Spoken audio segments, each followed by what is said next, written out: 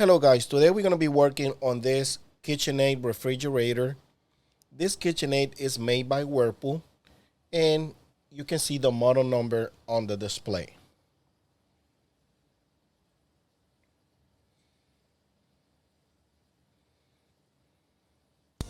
Welcome to DIY Repair Now.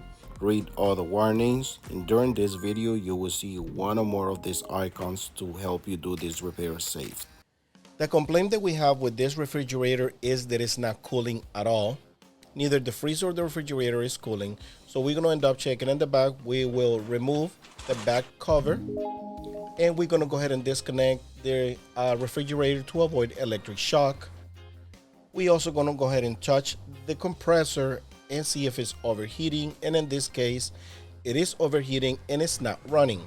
This is a clear indication that the compressor is not running. You will hear a different sound when the compressor is running and when it's just not running at all, and it's just gonna be either humming or making like a clicking noise that's coming from this relay.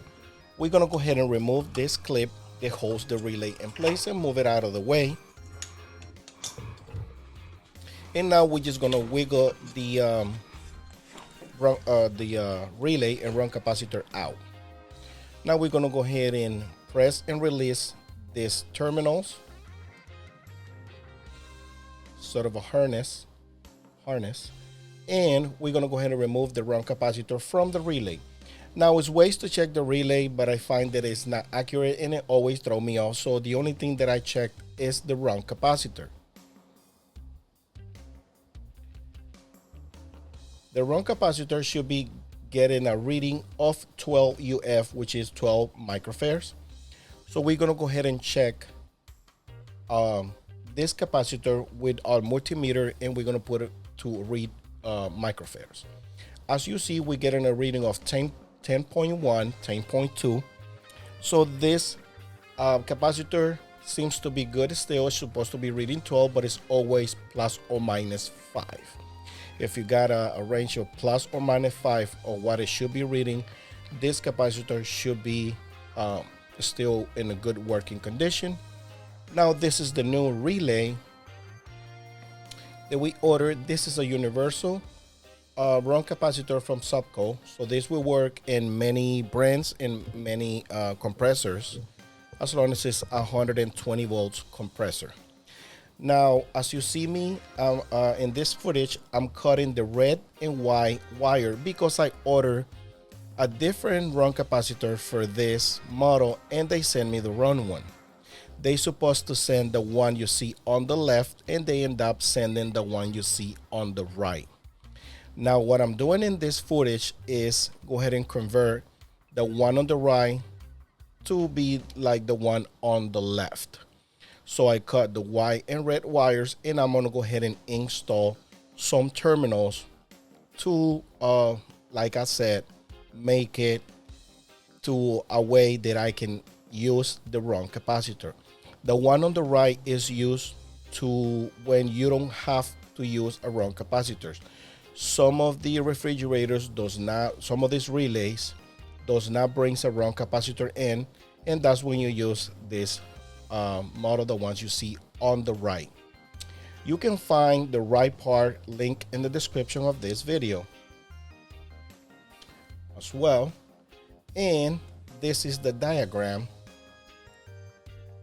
of the installation. However, like I said, this is the diagram for the one on the right, but I'm gonna go ahead and link the right one on the description of this video.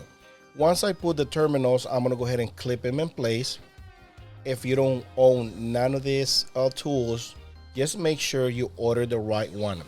As you see in those arrows, I'm pointing out the part numbers, and the only difference is that the one on the left has a U and the one on the right does not have a U. Everything else is the same except for the one on the left. It says URC010-0, and the one on the right is the same but without the U. Now, as you see, I basically assimilate that is the one on the left by doing this attachment, and that's how it looks after I convert the one on the right to the one on the left. The reason why I leave this footage is if you are handy enough and they send the wrong part because it's confusing, it's a big, it's not, it happens to me a couple times where I order the one on the left and they end up selling the one on the right, and it's annoying because it, all this process that you see me doing on this footage, it can be avoided just for them to send me the one on the left. So I was very annoyed about that. But again, there is no time to waste. If I have the materials to convert this one to be the right one, I would do it. There's no difference. It's just that it does not bring the terminals. But by me doing this, I don't have to wait for another part to come in. Now just make sure, like I said, you buy the right one, and if you can email them, make sure they send the right one with the terminals. Let them know that you want the one with the terminals. I order all the time, and they probably mistake like maybe once or twice, and this was the second time I believe that they have done this with this order. Now after you do that, you go ahead and plug in the wrong capacitor. If you have a wrong capacitor, you make sure you install this wrong capacitor, because otherwise it will kill the new, it will damage the new wrong capacitor if you don't use, it will damage the new relay, I'm sorry, if you don't put this wrong capacitor, if it has one. Now we're gonna go ahead and proceed to do the rest of the installation. Now we're gonna go ahead and use our power lines. They are coming from the refrigerator to the relay, in this case to these terminals, and we're gonna go ahead and remove those terminals, cut those terminals out, and scrape the wires to be able to do the installation already into the refrigerator. Go ahead and scrape the two red wires, and then go ahead and scrape the white wires, and then put them together. Like I said, the only reason why I leave this footage is because this might happen to you, and by watching this video, you already know what to do.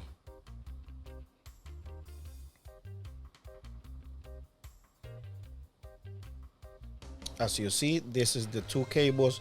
You will see two black cables. They are separate from the other three that goes to the compressor. The two black cables, they are separate from the other three, are the main lines, which is L1 and L2, basically, neutral and positive line. They're coming from the refrigerator, which is the one brings 120 volts from the main computer board. Now, once you do that, go ahead and put the wire nut. Make sure the wires are secure enough. Sometimes I put black tape. You can put black tape on them too, electrical tape. And now we're gonna go ahead and do the installation on the actual compressor. The black cable, black wire goes on the bottom. And you will see this on the new relay. It will bring you a diagram. Sometimes you will have to put that, you're gonna have to find a pattern, and you will probably gonna have to turn the diagram upside down. That way you see the pattern in your compressor. So you'll get the idea once you will see what I'm talking about once you get the diagram on the new wrong capacitor. And as you see, or you can just go by, by this video, if you have the same exact model, you're working on the same exact model. Remember, this KitchenAid is made by Whirlpool, so this repair will apply to any refrigerator that is made by Whirlpool or Whirlpool. Now, as you see, I got the black cable on the bottom. I got the red on the left, and I got the white on the right. Now, just look for a location where nothing is gonna be bothering this relay. And like I told you, I put like electrical tape just to secure these wire nuts in place, because sometimes the vibration will make them go loose, and you don't want any shortage going on the refrigerator cabinet. A lot of people, they don't bother, they just do it like that, but this is the way I do it. I take more precautions to make sure I do this repair right. And another solution would be order the OEM, the original run capacitor. But like I said, I've been using this for many years and it works fine, and is more affordable for the customer. Now I'm gonna go ahead and push the refrigerator back and plug it in. And the compressor came on.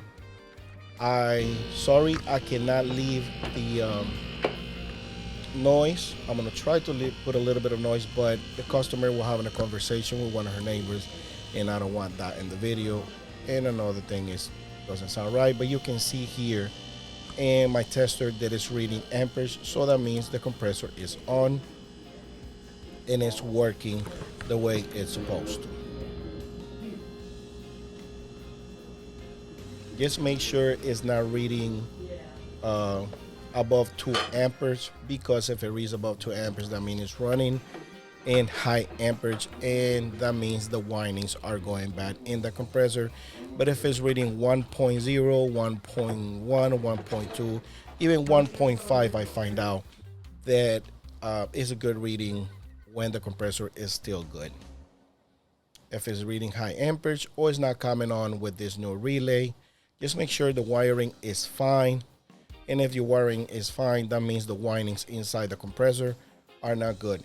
If you want to learn how to check the windings, I'm going to go ahead and link in the description of this video from another video that I show people how to check the compressor windings and how to find out when the compressor is ground and it's like tripping the breaker and things like that. So go ahead and click in this card on the left top, on the top right, I'm sorry, or you can go ahead and click the link in the description of the video. At this point, the refrigerator is working fine. There's no issues whatsoever, and just make sure that you didn't kink the water line in the back. Make sure you got good water pressure. This, me getting water here, does not have anything to do with the repair, but remember, I pulled it out and the water line is in the back, so you want to make sure that line is clear and it's not kink and it's blocking the water flow. At this point, we're pretty much done. Thanks for watching.